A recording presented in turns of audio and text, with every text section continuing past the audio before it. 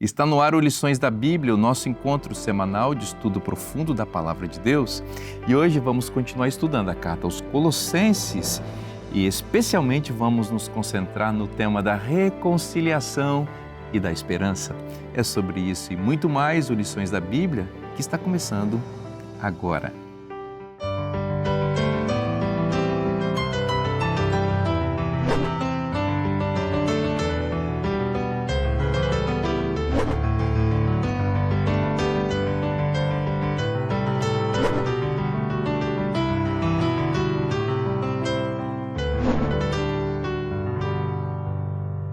Olha que legal, a gente já está junto aqui para estudar a Bíblia com você e muito obrigado pela sua companhia, pela sua presença. Nós fazemos o Lições da Bíblia em conjunto aqui com colegas, pastores, não é? Convidados que vêm aqui aos estúdios da Novo Tempo para trazer insights, conhecimento bíblico para ajudar a mim e a você nesse crescimento espiritual tão importante que a gente só consegue a partir do estudo da Bíblia. E eu quero apresentar esses colegas mais uma vez e agradecer a presença deles. Aqui à minha direita, o pastor Alberto. Bem-vindo, amigo. Muito obrigado, é uma honra estar aqui e que a gente não se esqueça de que a nossa esperança é viva. Amém.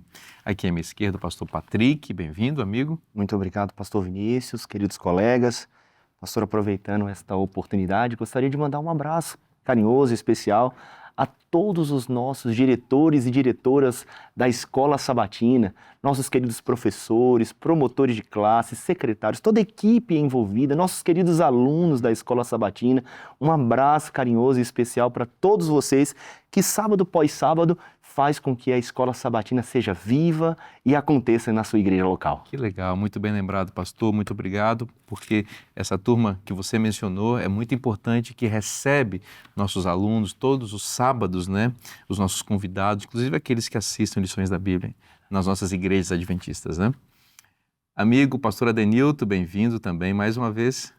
Também mais uma vez é uma alegria estar aqui.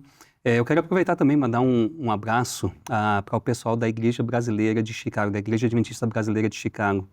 Eu lembro que quando cheguei a Andrews para estudar, quando fui aos Estados Unidos para fazer os estudos doutorais, eu conheci um ancião de igreja e ele chegou para mim e falou assim: rapaz, olha, parece que eu já te conheci há muito tempo, né, em função de um Lições da Bíblia que eu gravei antes de ir para lá. Então, quero aproveitar e mandar um abraço para ele também, o Jean, um líder de igreja ali, e aproveitar e mandar um abraço para toda a igreja ali da Igreja Brasileira de Chicago. Que legal, um abraço para esse pessoal tão querido, né, que vive em outro país, mas mantém a sua fé, a doutrina, a crença bíblica. Um abraço para esse pessoal. E eles acompanham Lições da Bíblia. Que legal, muito bom saber disso. Um abraço do coração para eles. E só um detalhe, foi através da lição da Escola Sabatina que eu tive a primeira vez o contato com explicar as coisas. E se eu sou um pastor hoje, muito é porque quando eu era adolescente eu comecei a passar a lição da Escola Sabatina. Muito bom. Legal. Realmente é uma ferramenta extraordinária de ensino, né, e de aprofundamento na palavra de Deus. Patrick, você ora para a gente, por favor? Com alegria, pastor. Vamos orar. Senhor nosso Deus, obrigado pela reconciliação provida na cruz do Calvário. Que a esperança do teu breve retorno e da salvação em teu nome possa sempre estar em nossa mente e coração. Amém. Oramos pedindo a tua iluminação neste momento. Oramos em nome de Jesus. Amém. Reconciliação é uma palavra muito bonita, não é, Adenilton? Uhum. E ela se aplica muito adequadamente àquilo que o Evangelho fez entre nós e Deus. É isso mesmo. Eu acho que a gente poderia começar a nossa conversa aqui, quem sabe falando um pouquinho sobre o verso para memorizar do nosso guia de estudos. Eu queria começar então fazendo a leitura do texto, 2 Coríntios capítulo 5, verso 21. E diz ali: aquele que não conheceu o pecado, ele o fez pecado por nós, para que nele fôssemos feitos justiça de Deus. Eu acho muito interessante a maneira como Paulo consegue contar a história da salvação com uma economia incrível de palavras. Porque aqui nesse texto nós temos praticamente a história da redenção aqui nesse texto. Nós temos 3 declarações aqui. Eu acho que valeria a pena a gente analisar cada uma delas. A primeira informação que vem desse texto é que Jesus não cometeu pecado. Né? O texto diz: aquele que não conheceu o pecado. Então Jesus veio ao mundo e ele não conheceu o pecado. Uma vez, inclusive, ele disse: olha, vem aí o príncipe deste mundo e ele não tem nada comigo. Então Cristo viveu uma vida de impecabilidade, né? Mas a segunda declaração, a segunda informação aqui desse texto diz o seguinte: Deus o fez pecado por nós. E a gente fica pensando, o que Paulo quis dizer com isso? Em que sentido Deus fez Cristo pecado por nós? Então, a forma fácil, simples de explicar isso aqui é que na cruz, Cristo assumiu a culpa que nós tínhamos. Então, ele foi, ali na cruz, a ira de Deus recaiu sobre ele. E Cristo puniu o pecador em Cristo, mas ele está ali assumindo o nosso lugar. Ele veio ao mundo, a gente pode dizer assim, em condição pecaminosa, mas não com natureza pecaminosa. Então, Afetado, ele mas foi não afetado, infectado. mas não infectado. Ou seja, ele teve fome, ele teve sede, ele se cansou, não é? Então, ele veio ao mundo em condição pecaminosa, mas não com natureza pecaminosa. E, de fato, ele viveu uma vida de impecabilidade, como o texto diz. Então, ali na cruz, Deus estava punindo o pecador em Cristo. Éramos nós que devíamos estar lá. Então, por isso que Paulo diz, Deus o fez pecado por nós. Só que como ele viveu uma vida justa, então ele pôde se salvar pelos seus próprios méritos, mas agora ele dá isso para nós. Aí vem a terceira declaração de Paulo, para que nele fôssemos feitos justiça de Deus. Então, quando Deus olha para nós, ele vê a justiça de Cristo. Então, Jesus ali na cruz cumpre todos os requisitos para fazer a reconciliação entre Deus e os homens. E eu acho que o autor do Guia de Estudos escolheu esse texto justamente porque esse texto acaba introduzindo tudo que a gente vai discutir na sequência. Cristo ali na cruz, ele cumpriu todos os requisitos para fazer paz, para trazer paz entre Deus e os homens, para reconciliar Deus e os homens. É interessante esse aspecto da maneira que Paulo coloca a frase aqui, olha, fôssemos feitos justiça de Deus. Parece que tem uma dimensão de justificação pela fé, de que nós somos declarados justos, né, pela graça de Deus, mas parece que tem uma dimensão cósmica aqui também, de que nós, através de nossa justificação, Deus é justo, né? Então, todo esse processo do plano da redenção não serve só para nos salvar, serve também para justificar o caráter de Deus diante do universo. Então, a cruz, essa maneira que Deus atuou em imputar os pecados sobre Cristo, e agora Cristo imputa a sua graça sobre nós, isso declara também quão justo, quão amoroso e quão justo é Deus para todo o universo. Eu creio que uma maneira também de interpretar esse texto aqui é a partir do sentido simbólico do verbo fazer nas duas frases que ocorrem aqui. Porque o texto diz que Deus fez Jesus pecado. Depois diz que o texto nos diz que Deus nos fez justiça de Deus. Veja que o verbo fazer aqui me parece bem no sentido simbólico, porque a ideia do verbo aqui é que Deus colocou sobre, não é? E usa-se o verbo fazer, mas a ideia é colocar sobre, porque Jesus não foi feito pecado, nem nós fomos feitos justiça. Ou seja, eu não sou justiça e Jesus também não é pecado. A ideia é simbólica.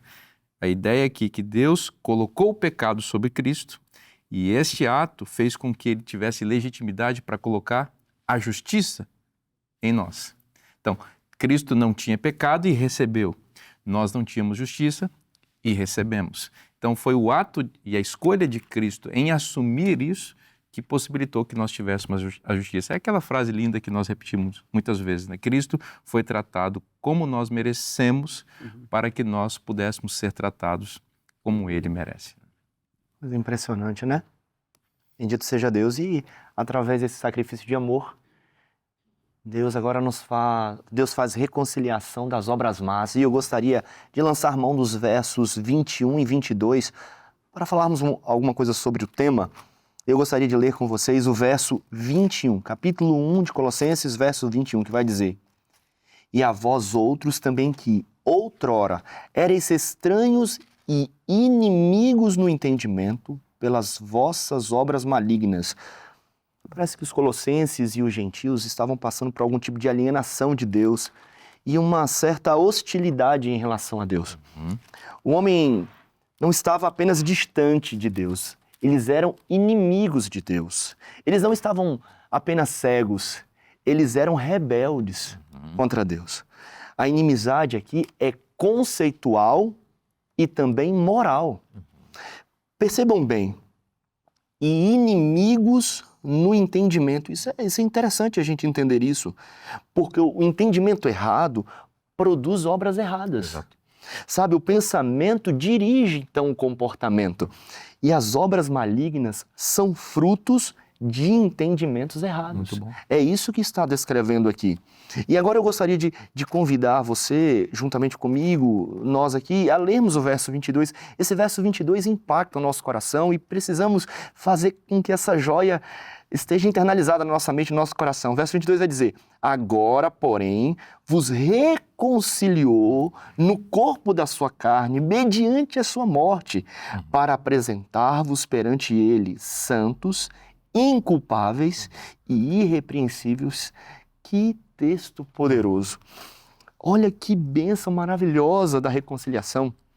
Quanto ao passado, aqui está dizendo, temos paz com Deus. Quanto ao passado, temos paz com Deus porque Ele nos reconciliou. Sabe, amigos, nossa relação com Deus foi restaurada. Não há mais barreira entre nós e Deus.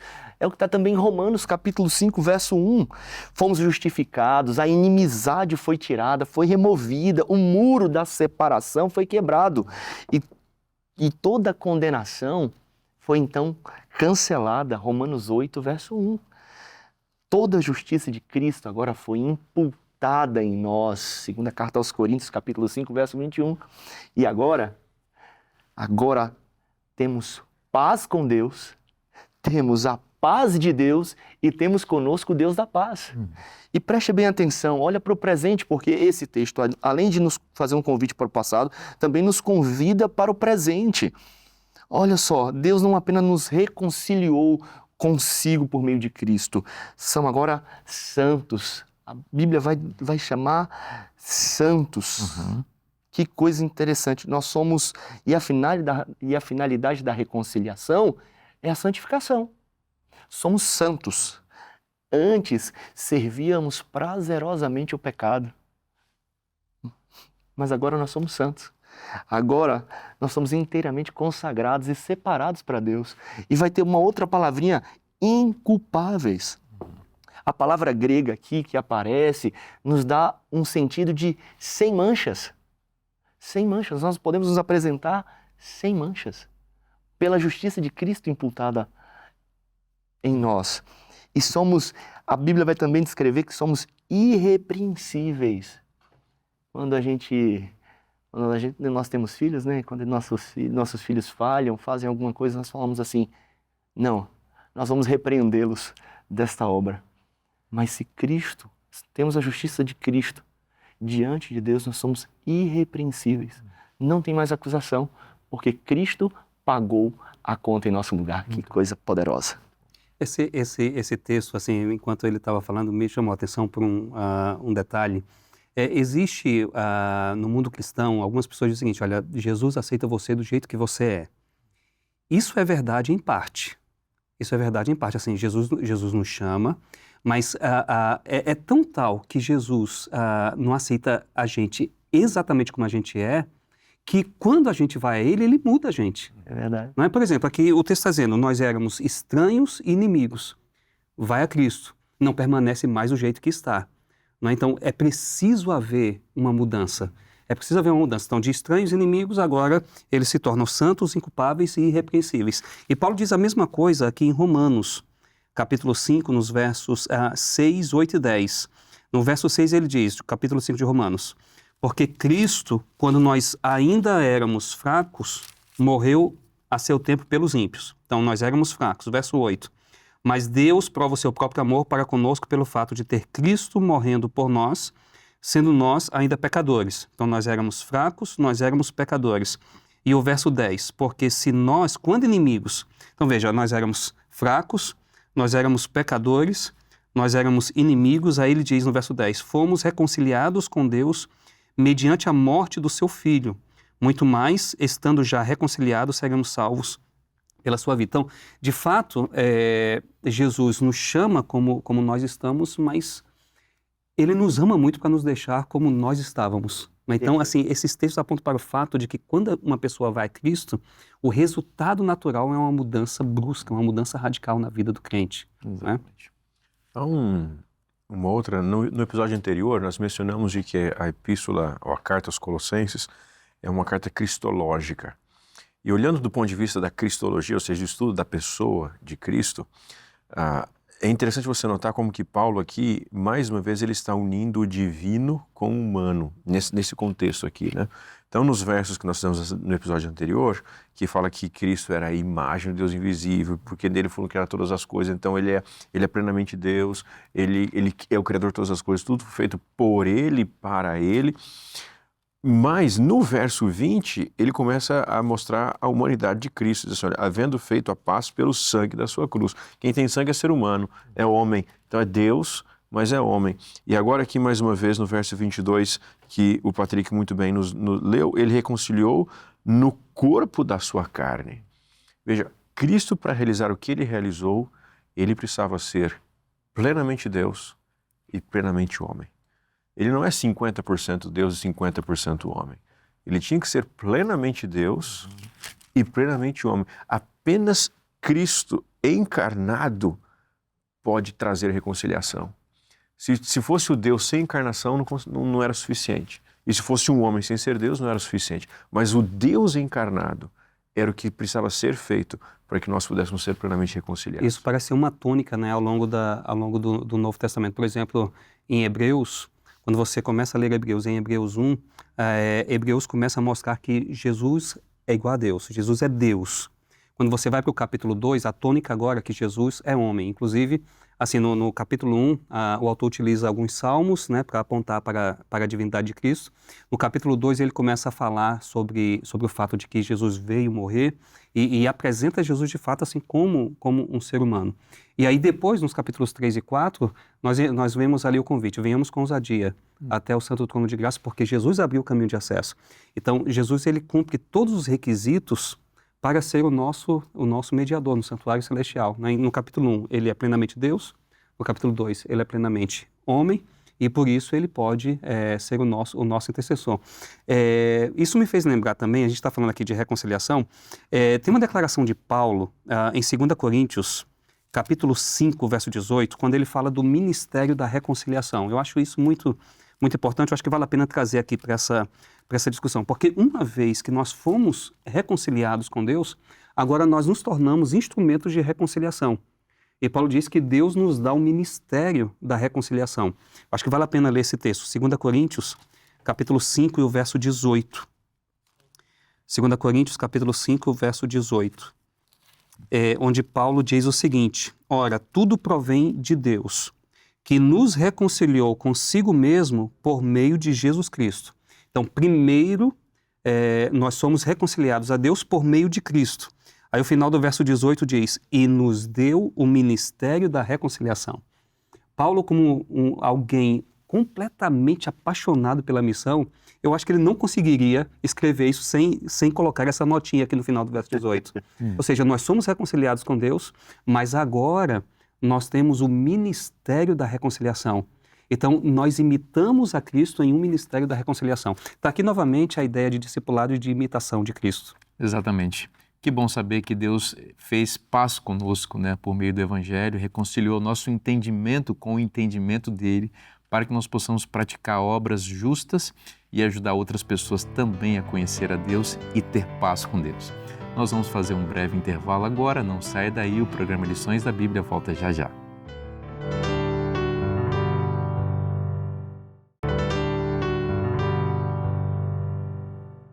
Nós já estamos de volta agora no segundo bloco do programa Lições da Bíblia para continuar estudando a Palavra de Deus com você. Obrigado pela sua presença, pela sua companhia. Eu quero falar ao seu coração. Sabe, a família é uma coisa linda, não é? É muito bom ter uma família, ter o lar. Sabe que a família é o projeto inicial de Deus para a humanidade. Na verdade, é o projeto de Deus. E eu quero dizer inicial porque foi uma das primeiras coisas que Deus fez para nos abençoar. Nós fomos feitos para viver em família.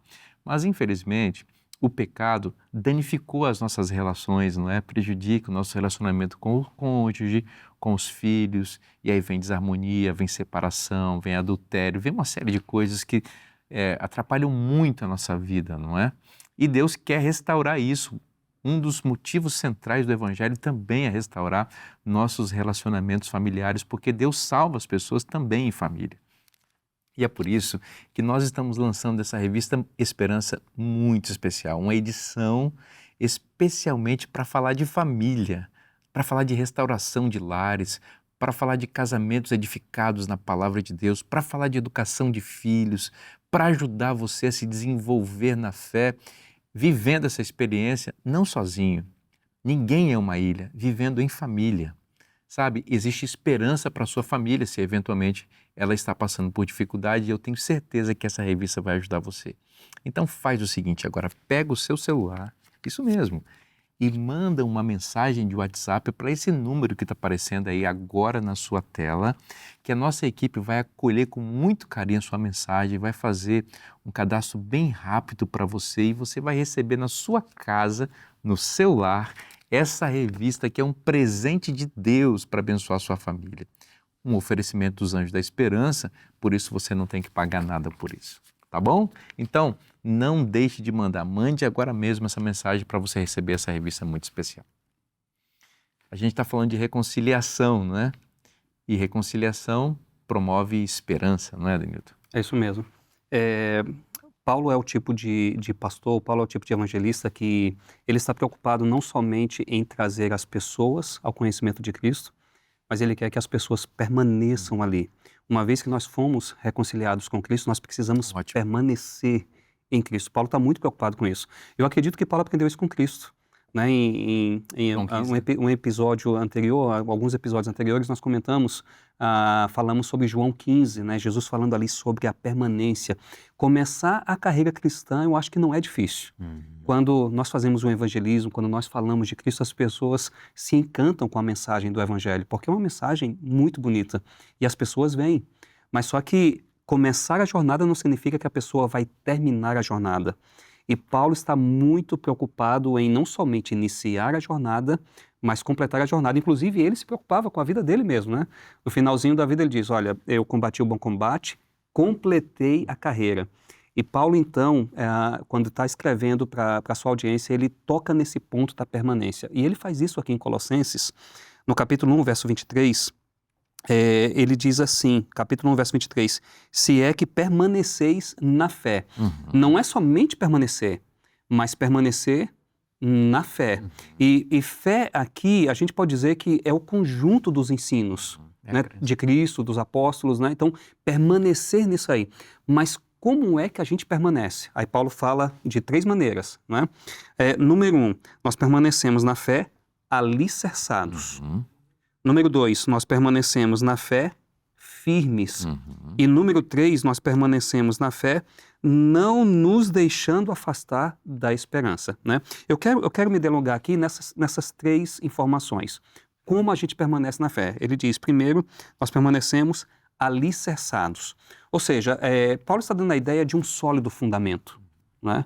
Então, quando uma casa ela é erigida sobre um sólido fundamento, ela não vai cair. Então, a gente precisa estar erigido sobre um sólido fundamento. E que sólido fundamento é esse? A gente precisa de outro texto para entender isso. Vamos aqui, 1 Coríntios, capítulo 3, verso 11. 1 Coríntios, capítulo 3, verso 11. Olha só que coisa linda Paulo diz aqui. Porque ninguém pode lançar outro fundamento além do que foi posto. E aí ele diz quem é o fundamento, o qual é Jesus Cristo. Ou seja, quando Paulo diz que nós devemos permanecer na fé alicerçados, Paulo está dizendo nós precisamos permanecer na fé em Cristo, né? Alicerçados em Cristo. E aí a segunda maneira que ele apresenta de permanência na fé é sintetizada nessa palavra firmes, que dá a ideia de alguém que está assim em pé, parado. Né? Alguém que está em pé, parado, está ali. Firme, alicerçado, parado. E não somente isso, aí a próxima informação é a seguinte, permaneça firme, parado, e ele diz, não vos deixando afastar, não se mova. Ou seja, é como se ele quisesse dizer o seguinte, coloca os olhos em Cristo, permanece olhando para Cristo e avança olhando para Cristo. Não olha para a esquerda, não olha para a direita, olhando para Cristo. E aí, usando as palavras de Hebreus, autor e consumador da fé. Então, como é que a gente permanece na fé? A gente permanece na fé colocando os olhos em Cristo, alicerçados nele, firmes nele, não nos afastando dele. Se a gente fizer isso, a gente vai permanecer até o fim. É como se ele dissesse assim, olha, se prepare, porque na vida cristã vocês vão encontrar momentos de terremoto, a terra vai tremer, vocês vão encontrar momentos de muita tormenta. E como Jesus ensinou, né, a casa precisa estar firmada sobre a rocha, porque se estiver firmada sobre a areia, quando vier os ventos, elas vão cair. E é curioso que na Bíblia, em geral, o tema da perseverança está geralmente associado com o tema da perseguição. Você gosta muito de Apocalipse, eu também gosto, e todos nós. Apocalipse 12, 17 fala de uma grande perseguição do dragão, não é? Irou-se o dragão contra a mulher e foi fazer guerra contra os restantes da sua descendência, os que guardam os mandamentos de Deus e têm o testemunho de Jesus. Apocalipse 14, 12, que é o texto realmente que eu queria destacar, fala de perseverança. Aqui está a perseverança dos santos, os que guardam os mandamentos de Deus e têm a fé em Jesus. Por que a palavra perseverança aparece nesse contexto aí? Exatamente porque essas duas passagens, que são sinônimas aí, elas estão apontando para um período de grave perseguição e que a igreja precisa se manter firme. Então, o apóstolo está dizendo, olha, não é só mar de rosas, não é só alegria a vida cristã. Tem sofrimento, tem dificuldade, mas se mantenha firme, se mantenha perseverante. E é curioso que em Apocalipse vai nos dar o caminho para isso, né? A solidez está guardando os mandamentos de Deus e tendo a fé e o testemunho de Jesus. Se você me permite, aí entrou em Apocalipse, aí... Eu mexi com você. Acende um fogo, sabe? Apocalipse 14, 12, o texto que você menciona, trata da questão da perseverança dos santos e tem um texto que é praticamente sinônimo desse, que é Apocalipse 13, verso 10. O verso 10 termina dizendo, aqui está a perseverança e a fidelidade dos santos. Quando você vai para o verso 11, você tem aquela besta de 2 chifres. E o texto vai tratar de uma intensa perseguição contra o povo de Deus no final da história. Não é? Então, parece que o que João está dizendo aqui, quando ele coloca aqui perseverança e fidelidade, capítulo 13, verso 10, e aí coloca perseverança dos santos, capítulo 14, verso 12, é como se ele quisesse dizer o seguinte, para você enfrentar o que está entre Apocalipse 13, 11 em diante, você precisa de perseverança para enfrentar tudo isso. Ou seja, perseverança é a característica que vai marcar o povo de Deus no tempo do fim, no final da história. Um dos hinos que eu mais gosto no nosso hinário é Não Desistir. Não desistir. Lindo. Porque a vida cristã é isso, é permanecer. Não dá para desistir. E existe muita tentação para desistir. Né, Patrick? As provações, as perseguições são um dos elementos e estratégias do inimigo para a gente olhar para trás e abandonar a carreira. Né? É verdade. Nenhum de nós estamos incólumes das vicissitudes da vida. Nós não vivemos em um estufo espiritual. Na nossa trajetória cristã, seremos perseguidos, afligidos, mas, contudo, temos a esperança em Cristo e a vitória nele.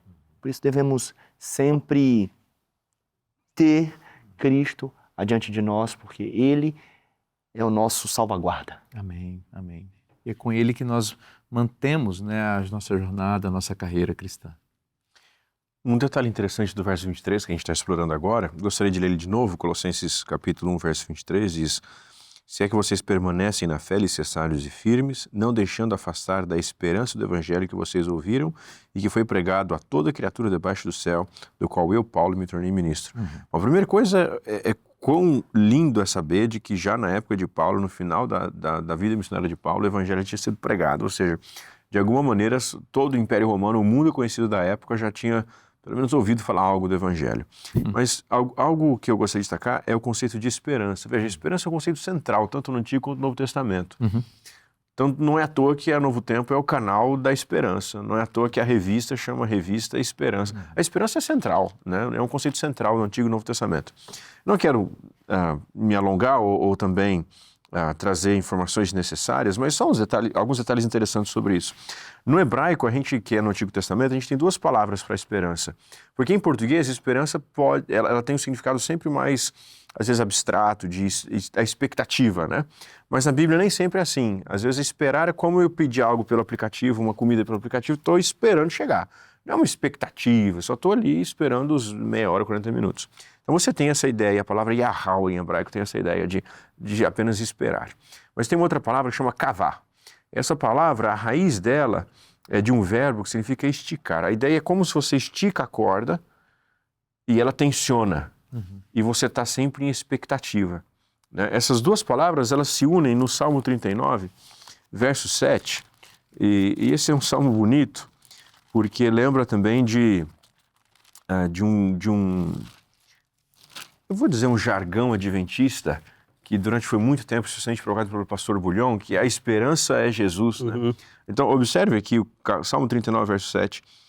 E eu, Senhor, que espero? O primeiro espero aqui é essa espera de você esperar a comida chegar, entendeu? Mas só você está esperando o tempo passar.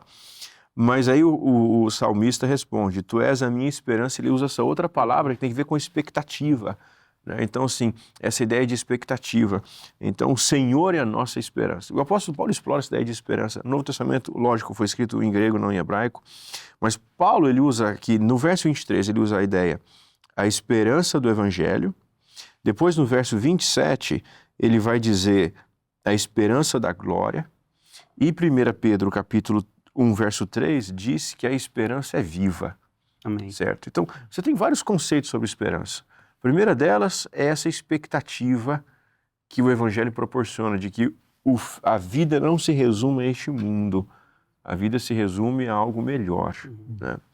Mas o Evangelho também não, a esperança do Evangelho não engloba apenas a expectativa do céu, ela engloba a expectativa do perdão agora, né? De uma vida melhor agora, porque o Evangelho também nos ajuda a viver melhor agora. E além disso, a esperança, ela também tem essa dimensão da glória, mas a Bíblia personifica a esperança. Por isso que ela é viva, como diz em 1 Pedro, e por isso que o Senhor é a nossa esperança. Porque a esperança ela é personificada, no sentido de que a esperança é uma pessoa, é Jesus, é Deus. E porque Ele é a esperança, nós podemos ver uma expectativa positiva de que Ele cuida de nós e de que o céu é uma realidade. Amém. Amém. Tem um detalhe curioso na etimologia, que é a origem da palavra esperança em nossa língua, a língua portuguesa. Porque esperança tem a ver com semente, não é? Algo que se planta. E isso eu acho que é muito significativo para falar do Evangelho e daquilo que nós esperamos, né? Em algum momento na vida, Deus plantou isso no nosso coração. E isso está crescendo como uma planta, né? Que vai se desenvolvendo até o dia em que ela realmente aparece, cresce e frutifica, né? Então, essa esperança foi plantada em nós, de que Jesus vai voltar em breve. E isso mantém viva a nossa fé. Enquanto essa semente estiver enraizada dentro do nosso coração e estiver se desenvolvendo, nós vamos continuar olhando para o alvo, que é Cristo, vamos continuar mantendo nossa atenção nele, e não haverá nada nesse mundo, nenhuma provação, nenhuma perseguição, nenhuma dificuldade que poderá tirar a nossa atenção de Cristo. Em outras palavras, é a esperança que nos sustenta em tempos de prova, né? Tem um hino do Novo Adoradores que diz assim, Ele vai agir. Ele vai agir. Não sei quando, não sei como, Ele vai agir. Isso me faz lembrar o Salmo 46. Você falou do Salmo 39, eu me lembrei do Salmo 46, porque você tinha comentado, né, que nessa vida a gente passa por grandes tormentas, às vezes o chão sacode, né? E o Salmo 46 está tratando exatamente disso, mas o Salmo 46 também trata de esperança. O Salmo 46 começa dizendo, Deus é o nosso refúgio e fortaleza, socorro bem presente nas tribulações, portanto não temeremos ainda que a terra se transtorne e os montes se abalem no seio dos mares. Então, do que o salmista está falando? Está falando de um tremor dos montes no seio dos mares, e quando isso acontece um tsunami. Isso. Né?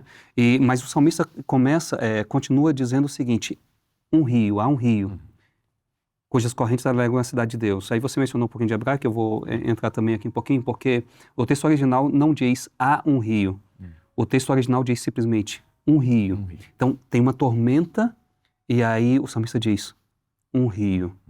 Que é um sinal de esperança, né?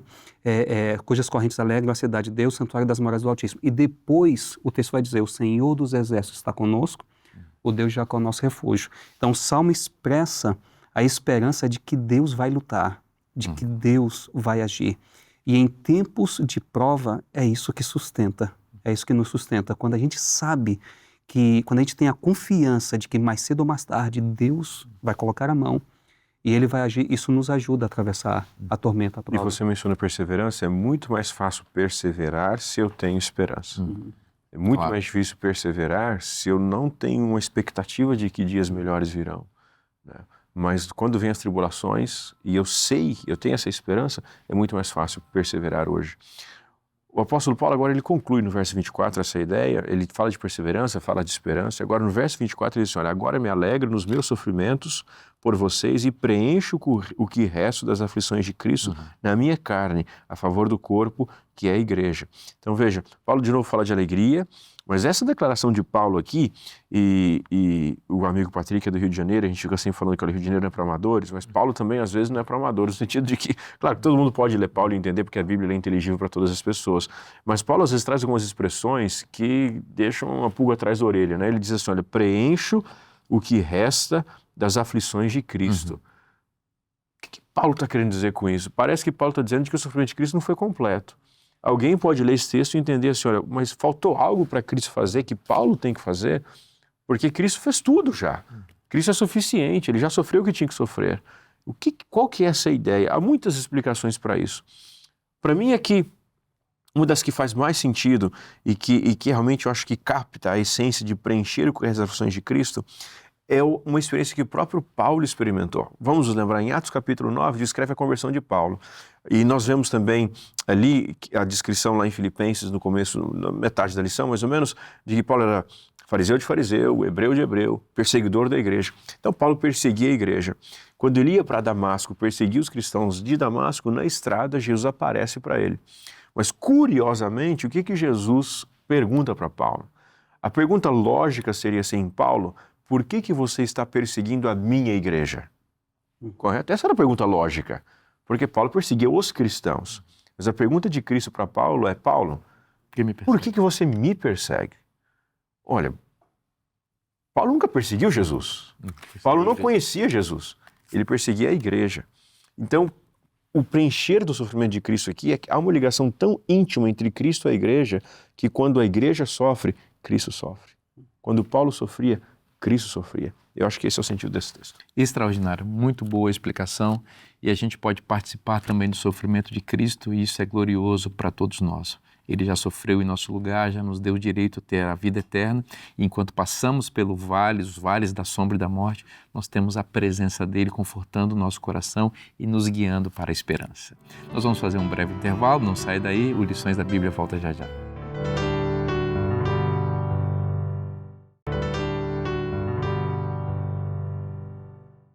A gente está de volta agora para o terceiro bloco do programa Lições da Bíblia e nós agradecemos a sua companhia conosco. De maneira especial, quero falar a você que é anjo da esperança. Muito obrigado, viu, por você ajudar a Novo Tempo a ser mantida no ar.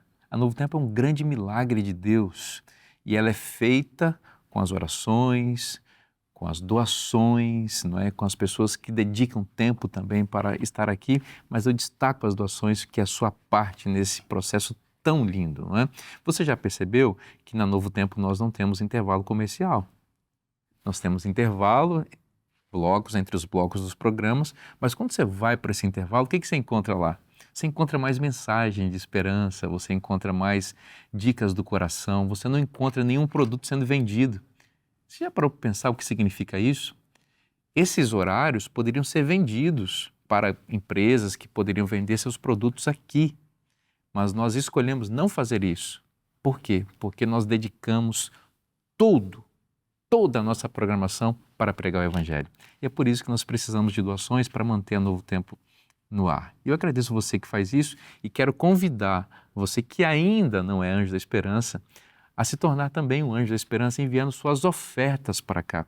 A Novo Tempo não recebe os dízimos. Os dízimos são entregues na Casa do Tesouro, que é a igreja. Nós recebemos aqui as ofertas de pessoas que entendem que podem doar um pouco mais dos seus recursos para manter essa instituição no ar. E a gente não estipula nenhum valor, você e Deus decide o que é e o que você pode enviar para cá, tá bom? Então, manda agora uma mensagem para o WhatsApp que está aparecendo na sua tela, você vai preencher um cadastro, a nossa equipe vai acolher você e você vai fazer parte dessa corrente do bem. Amigo Patrick, vamos contigo. Vamos lá, amigo, eu gostaria novamente de falar um pouquinho sobre o verso 24 e eu gostaria de lançar mão, de mais uma vez lermos esse verso poderoso da palavra de Deus, verso 24 do capítulo 1, que vai dizer: agora me regozijo nos meus sofrimentos por vós e preencho o que resta das aflições de Cristo na minha carne, a favor do seu corpo, que é a igreja. O pastor Alberto falou muito bem que preenche o que resta das aflições de Cristo. Nenhum homem, nenhum patriarca, nenhum profeta, nem tampouco um apóstolo, homem algum, poderia entregar a sua vida num sacrifício vicário para salvar o homem. Ninguém preenche esses requisitos para salvar de forma vicariamente o homem. Só apenas Cristo. O que Paulo está querendo nos informar aqui é muito claro, porque ele sofre, passa por esses sofrimentos em favor do seu corpo, que é a igreja. Então, assim como o mundo perseguiu a Cristo, persegue a igreja também por causa de Cristo. Assim, as perseguições aos filhos de Deus são inevitáveis. Se você olhar, por gentileza, acompanhe comigo, por favor, na segunda carta a Timóteo, capítulo 3, verso 12, Paulo vai deixar isso de forma muito clara para a gente. Ora, todos quantos querem viver piedosamente em Cristo Jesus serão perseguidos. As aflições de Cristo são herança dos cristãos. E eu quero salientar um detalhe muito especial. A igreja não é mais fiel por ser mais perseguida, porém é mais perseguida por ser mais fiel. Todas as vezes que somos fiéis a Cristo, Satanás, o mundo vai tentar nos oprimir, mas nós temos Cristo Jesus que é por nós. Amém. Deus seja louvado. Eu acho muito interessante a maneira como Paulo fala de sofrimento. Se a gente voltar um pouquinho aqui no verso 24, Filipenses a gente estudou aqui nessa temporada, que Filipenses é a carta da alegria. Mas Paulo não fala de alegria somente em Filipenses, ele fala de alegria em outros lugares também.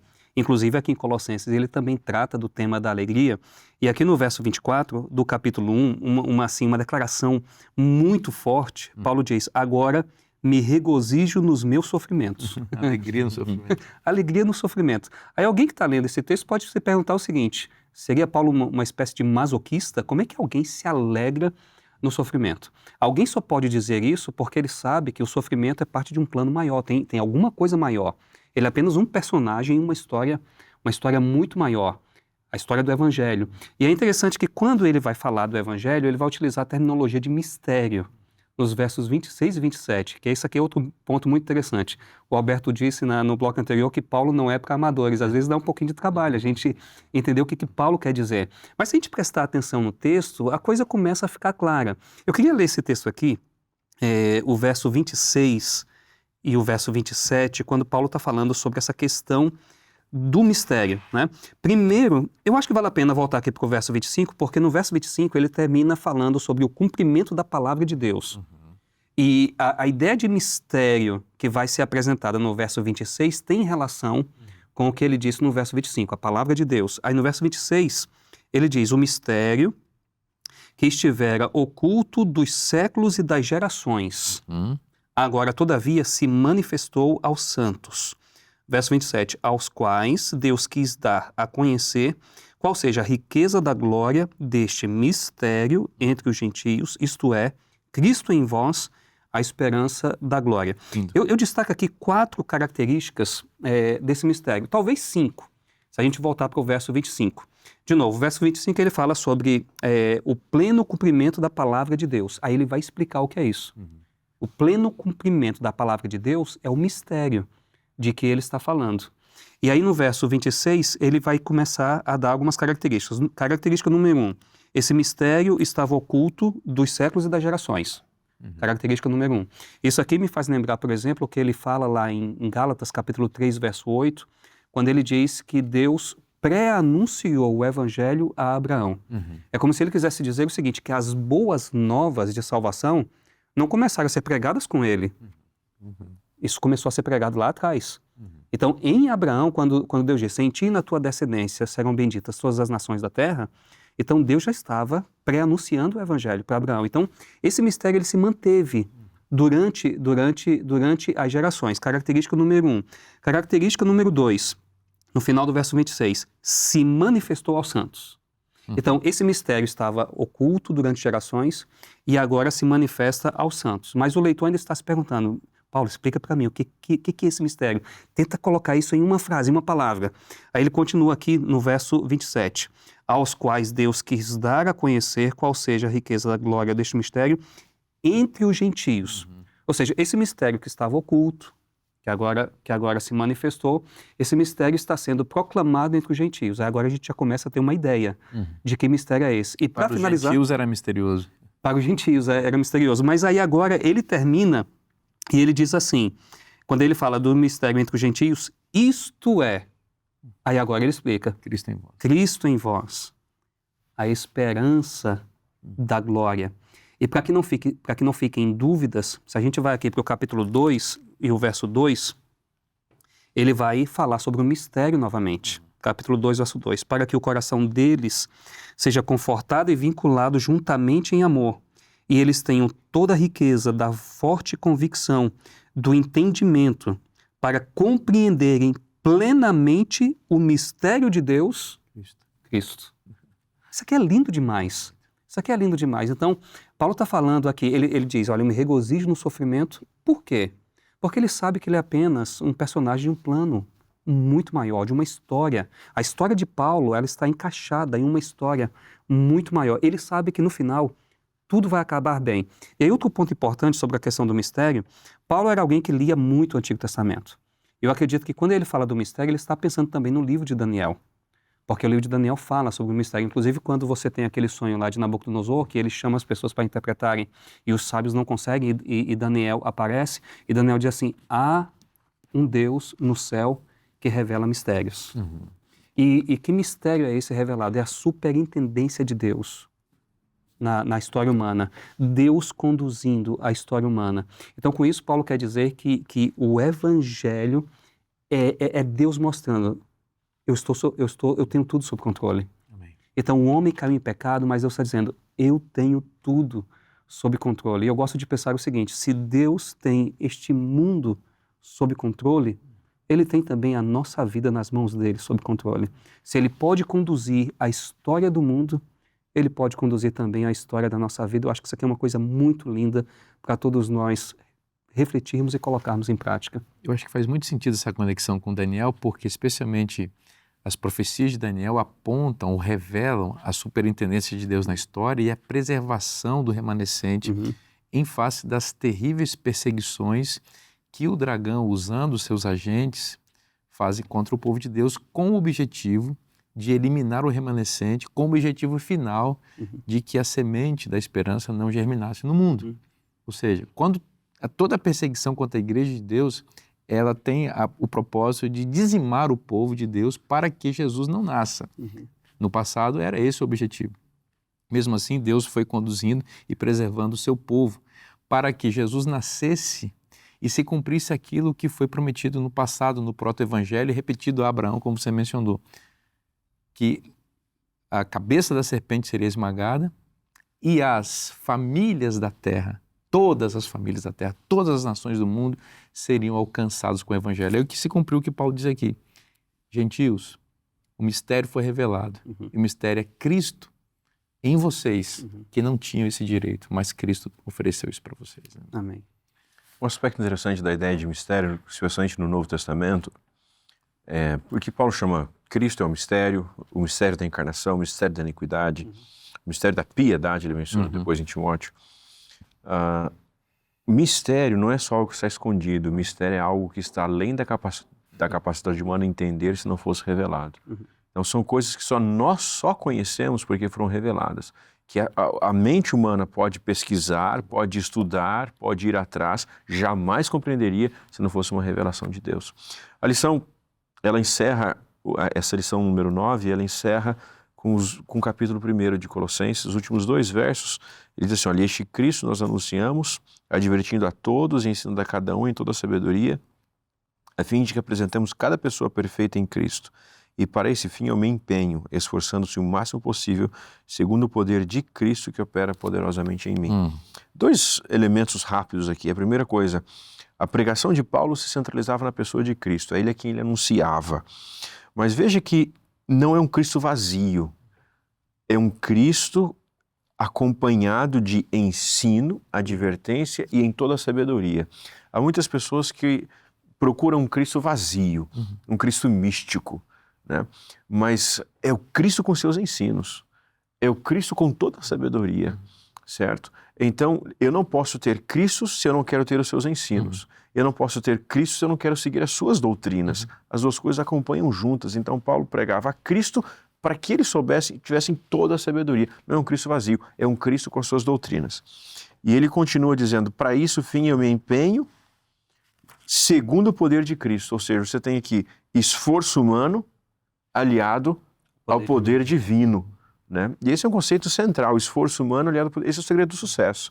É se esforçar o máximo, mas não sozinho, com o poder de Deus. Eu termino com uma breve declaração aqui de Ellen White, no livro Patriarcas e Profetas, escritores cristãs. Ela diz o seguinte, olha, o esforço humano nada realiza sem o divino poder, e sem o empenho humano, o esforço divino é em relação a muitos de nenhum proveito. E ela diz, sua graça é dada para operar em nós o querer efetuar, mas nunca como substituto de nosso esforço. A união do homem com o poder de Deus.